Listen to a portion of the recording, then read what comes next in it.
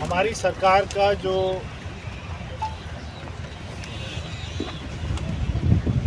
सबसे बड़ा संकल्प है वो है यमुना की पूरी तरीके से साफ सफाई करना और यहाँ पर दिल्ली के लोगों को इसकी सही हालत को दिखाना, इसको पवित्र करना भाई और अपने पहले जैसे इसके रूप में सुमन जी माइक ऑन नहीं है। हम यहाँ पर ये भी देख रहे थे कि 2023 में हमने देखा दिल्ली में फ्लड सिचुएशन आ गई थी, जहाँ पर सुप्रीम कोर्ट तक पानी पहुँच गया था। नहीं आने भाई, मगर अभी जो हमने कदम उठाए हैं, मैं दिल्ली के लोगों को ये आश्वस्त करना चाहता हूँ कि दिल्ली में दोबारा फ्लड सिचुएशन नहीं आने देंगे।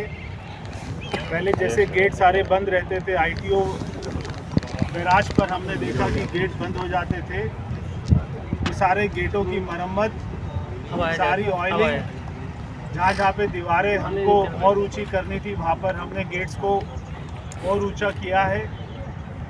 मगर दोबारा फ्लड सिचुएशन दिल्ली में नहीं आएगी, ये हमारी सरकार का संकल्प है। इसी के साथ जो दिल्ली हमारी यमुना में जो 18 बड़े नाले गिरते हैं, तो इनमें जो STP हैं उनकी कैपेसिटी को बढ़ाना, नए STP को लगाना, ताकि जितना भी वेस्ट जो आता है पूरे दिल्ली का यमुना में गिरता है उसको पहले ट्रीट कर क्लीन कर उसके बाद में वो यहाँ पे यमुना में गिरे। इसी के साथ जितना भी इंडस्ट्रियल एरिया है वहाँ पर भी CTP अच्छी तरीके से लगाया जाए, उसको इम्प्लीमेंट करें। अगर कहीं पर भी कोई शिकायत आएगी तो उसके ऊपर में कड़ी कार्रवाई होगी, पेनल्टी का भी इंतजाम करेंगे। तो जो केमिकल वेस्ट है, इंडस्ट्रियल वेस्ट है, उसके ऊपर भी हम कदम उठाएंगे और नए STP भी लगाएंगे और जितने STP लगे हुए हैं उनकी कैपेसिटी को भी बढ़ाने का काम करेंगे। ये सारे STP हमारे 2 साल में जो है नए लग जाएंगे और हमने जो कैपेसिटी बढ़ानी है वो भी, ये सारा काम STP का 2 साल में कंप्लीट हो जाएगा, उससे पहले ही हम इसको कंप्लीट करेंगे। साथ साथ में आपने देखा कि यमुना की सफाई का काम भी हो गया है। अभी हम जैसे घाट पर बैठे हैं, यहाँ पे अगर 1 महीना पहले आते तो कितना गंदगी होती थी, कूड़ा होता था। साथ में इसका भी काम हो गया है, DDA द्वारा यहाँ पे यमुना रिवर फ्रंट बने, ये भी काम शुरू हो गया है। सारी लैंड को ईयरमार्क हो गया, जितनी भी इंक्रोचमेंट्स हैं उनको भी हटाया जाएगा, ताकि एक अच्छा सस्टेनेबल डेवलपमेंट हम यहाँ पर करें। तो हमारी सरकार का, प्रधानमंत्री मोदी जी का एकदम स्पष्ट हमको निर्देश है कि किसी भी कीमत पर कोई भी ढिलाई बर्दाश्त नहीं की जाएगी। मैं दिल्ली वासियों से भी ये कहना चाहता हूँ कि इस हमारी मुहिम में हमारा साथ दें। यहाँ पे यमुना में कोई भी कूड़ा करकट ना आए, इसमें सारे दिल्ली वासियों का एक हमको सभी से अपेक्षा है, उनके सहयोग की। ये मेरी सबसे प्रार्थना भी है और ये मिशन मोड में हमको काम करना है। सरकार के पास में पैसा भी है और सरकार के पास में पैशन भी है। पूरे पागलपन के साथ में हम इस काम को करेंगे। दिन रात अधिकारियों के साथ में बैठक चल रही है। पिछले 10 दिन में 1 दर्जन से ज़्यादा बैठकें हो चुकी हैं। उसके ऊपर हम IT की भी हेल्प ले रहे हैं, तो बड़े बड़े जो है कंसल्टेंसी एजेंसी की भी हेल्प ले रहे हैं और ये आपको जल्दी से एक्शन आपको दिखाई भी देगा। हमारा होमवर्क, हमारा एक्शन प्लान, हमारा रोड मैप ये जल्दी तैयार हो जाएगा। इसके बाद में आपको ज़मीन पर भी ये सारी चीज़ें दिखाई देंगी। सर, डीसिल्टिंग को लेकर पिछली सरकारों ने कई टेंडर्स दिए थे। प्रवेश सर, पिछले 10 दिन में 1300 मीट्रिक टन यहाँ से कचरा उठा लिया गया है। अभी आपने रास्ते में भी देखा होगा कि मशीनें काम कर रही हैं, लोग साफ सफाई का काम कर रहे हैं। डीसिल्टिंग को लेकर पिछली सरकारों ने टेंडर्स दिए थे, लेकिन डीसिल्टिंग का क्या आलम आप खुद देख कर आए होंगे। वो तो बता दिया। देखिए 10 साल में आप ये मान लीजिए कि कोई काम हुआ ही नहीं। कोई काम हुआ नहीं, इसका मतलब कि कोई काम जो है कागज पे भी नहीं हुआ। ये टेंडर वेंडर की बात तो छोड़िए, जो पहले की सरकार रही उनके दिमाग में ये बात था ही नहीं कि उन्हें यमुना मैया को कभी साफ भी करना है। केवल उनको एक ही काम आता था कि दूसरे लोगों पर अपनी जिम्मेदारियों को डालना, एक्सक्यूज़ देना। तो जो अभी तक हमने देखा कि कोई काम वहाँ पे ज़मीन पर धरातल तो छोड़िए, उनके कागजों में भी कोई काम नहीं दिख रहा था। तो ये हमारा, मैंने जो कहा, ना केवल दिल्ली सरकार बल्कि पीएमओ भी पूरा इन्वॉल्व है, वो भी पूरा अपना चिंता कर रहे हैं और वो लगातार रोज ही कोई ना कोई बैठक इसके ऊपर में चलती रहती। प्रधानमंत्री खुद मॉनिटर कर रहे हैं। देखिए, प्रधानमंत्री जी की चिंता ये आज से नहीं है। प्रधानमंत्री की चिंता ये कई सालों से है कि यमुना साफ हो। जैसे साबरमती रिवर फ्रंट बना, वैसे यमुना रिवर फ्रंट बने। तो वो भी आप ये कह सकते हैं कि वो भी इस बात की वो चिंता कर रहे हैं, मॉनिटरिंग कर रहे हैं कि काम कितना स्पीड से बढ़ रहा है। सर, टूरिज्म के लिए क्या है? अगर ये साफ हो जाता है तो टूरिज्म के लिए बहुत हेल्प होगा, लोग आएंगे, घूमेंगे। जैसे और भी जगह है, चाहे बनारस देख लीजिए, चाहे गुजरात देख लीजिए। देखिए, अभी यहाँ पे फेरी चलाने का हमारा प्रपोजल है, अभी उसका MOU भी साइन करेंगे। अभी केवल एक ही स्ट्रेच में फेरी चलाएंगे, लोग आएंगे उसमें फेरी में, वहाँ से एक ही उसका पिकअप पॉइंट होगा, एक ही ड्रॉप पॉइंट होगा। तो वहाँ के लोगों को, दिल्ली के लोगों को थोड़ा सा दिखाएंगे और वहाँ पे एक जो है फेरी में रेस्टोरेंट भी होगा। तो हमारा पर्पस है कि धीरे धीरे लोगों को आकर्षित करें यमुना की तरफ में, और हर आदमी की इसमें इन्वॉल्वमेंट रहनी चाहिए।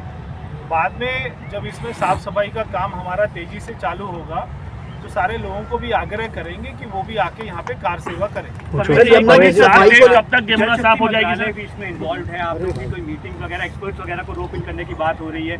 जल शक्ति डिपार्टमेंट और एक्सपर्ट्स का क्या रोल रहेगा? देखिए, एक एक इंच को हमने प्लानिंग में लेकर जितने STP हैं, CTP हैं, इसमें फ्लड इरिगेशन भी है, तो इसमें जल शक्ति मंत्रालय भी है, इसमें जल बोर्ड भी है, इसमें DDA भी है, इसमें कई मंत्रालय, कई डिपार्टमेंट का आपस में सहयोग रहेगा। इसीलिए डबल इंजन की सरकार की जरूरत थी। कब तक यमुना साफ हो जाएगी? कब तक यमुना साफ हो जाएगी? साल 2 साल? देखिए, मैंने आपको हमेशा कहा, आप मेरे से अगर 24 घंटे के बाद में ये वाला क्वेश्चन पूछेंगे तो मेरा जवाब उसको 24 घंटे को घटा लीजिएगा। मैंने कहा था 3 साल में, आज आपने देखा कि पानी में कितनी स्मेल थी। आपको लग नहीं रहा होगा कि साफ पानी नहीं था, पानी का कलर जो होना चाहिए पूरे काले रंग का पानी था। तो आपको हम 3 साल के बाद में इस पानी के कलर को चेंज करके दिखाएंगे। सर वो जोर से बोलोगे जब भी होगा, ऐसे मैंने नहीं आपको बताया 18 नाले हैं। सबसे बड़ा उसमें नजफगढ़ जो नाला है, उसमें इसमें जो है आता है, वेस्ट आता है, काफ़ी जो है मात्रा में आता है। तो सारे नालों के ऊपर में STP से उसको कवर करेंगे, उसकी कैपेसिटी को बढ़ाएंगे। और ये केवल आज की कैपेसिटी को नहीं देखकर, जो आज हमारा वेस्ट का जनरेशन है उसको नहीं देखकर, ये आने वाले 10 साल 20 साल में कितना वेस्ट का जनरेशन होगा, कितनी हमारी पब्लिक बढ़ जाएगी, कितनी जनसंख्या बढ़ जाएगी, उस हिसाब से STP की संख्या को बढ़ाएंगे। पंजाब पहुंचे हैं विपासना के लिए। अरविंद केजरीवाल पंजाब पहुंचे हैं। 23 से ज़्यादा गाड़ियों का काफिला के साथ, 100 से ज़्यादा कमांडो के साथ वहाँ पर पहुंचे हैं अरविंद केजरीवाल विपासना के लिए पंजाब। बुलेट प्रूफ गाड़ियाँ हैं? बुलेट गाड़ी है। देखिए, अरविंद केजरीवाल को इस बात की चिंता, कभी आपने उसको नहीं देखा होगा 10 साल में यमुना में वो आए होंगे निरीक्षण करने, अधिकारियों के साथ में एक भी मीटिंग उन्होंने करी हो 10 साल में, कोई चिंता नहीं करी। केवल पॉलिटिक्स, पॉलिटिक्स और पॉलिटिक्स। सर वो वजीराबाद जो जलकुंभ भी है वहाँ पे, हाँ सर परवेश जी, वो वजीराबाद के परली तरफ जलकुंभ भी है, उनको भी निकलवाने का कुछ है प्लान? देखिए, आज जो अरविंद केजरीवाल जी, जैसे मैं इलेक्शन में भी कहता था, दिल्ली से हारने के बाद में वो पंजाब भागेंगे। अब क्योंकि वहाँ पे उनकी सरकार बची है, वो सरकार उनकी बची रहे, और वो अब वो राज्यसभा से आते हैं या वहाँ के मुख्यमंत्री बनते हैं, ये आगे हमें जो है देखना होगा। सर, कई STP पैरामीटर फॉलो नहीं कर रही है, उसको लेकर क्या करेंगे? के साथ आपकी क्या कोई बात हुई? क्योंकि हरियाणा को लेकर लगातार आरोप है, उन्होंने लगाए तो पड़ोसी राज्य के साथ भी बात नहीं। देखिए, जहर ये तो आपने फिर उनका बयान सुना होगा, तो उनको फटकार भी लगी थी, और बिल्कुल सही बात है। इसमें ये जो पानी आता है, फोन साइलेंट कर लो भैया। इसमें जितने भी राज्य इन्वॉल्व हैं, सभी राज्यों से बात चल रही है। साथ में मैं आपको ये भी बताना चाहता हूँ, आपने हर साल ये देखते होंगे कि छठ, जो हमारा छठ पर्व आता है, उसमें यहाँ पर बहुत सालों से छठ पर्व नहीं मनाया जाता था। इस साल में छठ पर्व बहुत ही ग्रैंड स्तर पे मनाएंगे।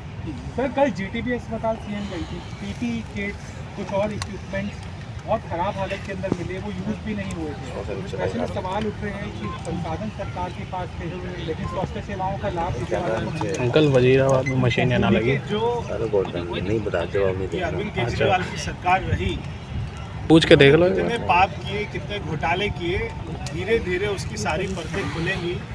चाहे अस्पताल में जाइए, चाहे स्कूल में जाइए, चाहे यमुना में आइए, जितने भी इन्होंने प्रोजेक्ट्स चलाए मैं आपको लिस्ट दूंगा। एक एक प्रोजेक्ट अगर 100 करोड़ का था तो वो 250 करोड़ की पेमेंट हुई, अगर 800 करोड़ का था तो 2000 करोड़ की पेमेंट हुई। ऐसे कितना हजारों करोड़ का दिल्ली के लोगों का घोटाला हुआ, उनके टैक्स पेयर की चोरी हुई, उनका नुकसान हुआ। और उसके साथ में ना केवल पैसे का नुकसान हुआ बल्कि टाइम का कितना नुकसान हुआ। जिस प्रोजेक्ट को 1 साल में कंप्लीट होना था उसको 3 साल लगे, जिसको 3 साल में होना था उसको 6 साल लगे।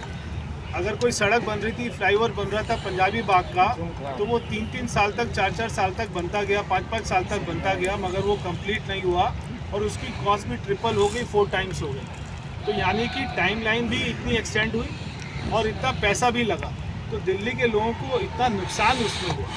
सर यमुना में प्रदूषण का एक मुख्य कारण ये भी कि एसटीपीज पूरी तरह से काम नहीं कर रहे हैं। उन एसटीपीज को कब तक ठीक कर लेंगे तो उसके बाद यमुना 70% तक साफ हो जाएगी। सर कई सारी एसटीपी ऐसी हैं जो बेसिकली पैरामीटर फॉलो नहीं करती हैं और वो तय सीमा से ज़्यादा गंदगी फैलाती हैं। बिल्कुल, मैंने कहा कि जो एसटीपी की कैपेसिटी है उसको भी इंक्रीज करना है और उसका जो क्वालिटी है, जो उसमें से आउटपुट निकल रहा है ट्रीटमेंट होने के बाद में वाटर, उसको भी हमको क्लीन करना है। तो ये दोनों क्वालिटी और क्वांटिटी, ये दोनों की तरफ में हमें जो है हम लोग ध्यान दें। नहीं लगा पाएंगे दिल्ली वाले यमुना नदी के अंदर अगले 5 साल में? नहीं, मैं ही लगाऊंगा सबसे पहले, चिंता मत करो। सर क्या सर फ्लाईओवर का भी मरम्मत का निरीक्षण करने के लिए एक टीम का गठन किया गया कि जो 102 कम से कम फ्लाईओवर है उनका मरम्मत करना है, उसके लिए पीडब्ल्यूडी विभाग ने? नहीं, मैंने दिल्ली में जितने भी फ्लाईओवर हैं, मैंने अधिकारियों को निर्देश दिया है कि जो फ्लाईओवर के नीचे का स्पेस होता है, जैसे राजा गार्डन का फ्लाईओवर, पहले उसके नीचे के स्पेस को रेस्टोरेंट के लिए दिया गया, अभी उसका कोर्ट केस चल रहा है, मगर नीचे हालत इतनी ख़राब है तो फ्लाईओवर के नीचे हम लोग ये देखते होंगे कि वहाँ पे जो है बैगर्स होते हैं या वहाँ पे कोई और एंटी सोशल एलिमेंट सारे बैठे रहते हैं और उनमें गंदगी बहुत रहती है। तो मैंने कहा है कि सारे फ्लाईओवर के नीचे जो अंडर फ्लाईओवर स्पेस है उसका निरीक्षण करने के लिए मैंने कहा है, और उनमें टाइलिंग होनी चाहिए, उनमें ग्रिल होना चाहिए, उसका ब्यूटिफिकेशन होना चाहिए। अगर कहीं पे रेस्टोरेंट बन सकते हैं, कहीं पे कमर्शियल हम उसको यूज़ कर सकते हैं ताकि रेवेन्यू हमारा बढ़े, उसको भी यूज़ करेंगे। कहीं पे स्पोर्ट्स की फैसिलिटी हो सकती है, कहीं पे लोग बैठ के चेस खेल सकते हैं, कैरम, कहीं पे पार्क बनाया जा सकता है, अच्छा प्लांटेशन हो सकता है, अच्छे स्कल्पचर बनाए जा सकते हैं। उसके ऊपर भी तो सारे फ्लाईओवर के नीचे का जो स्पेस है उनका ब्यूटिफिकेशन और कैसे पब्लिक उनको यूटिलाइज कर सके, इसके लिए मैंने बोला। सर ये गायें बहुत बैठी रहती हैं पुल के नीचे, फ्लाईओवर के नीचे, उनको गौशाला में भिजवाओ ना सर।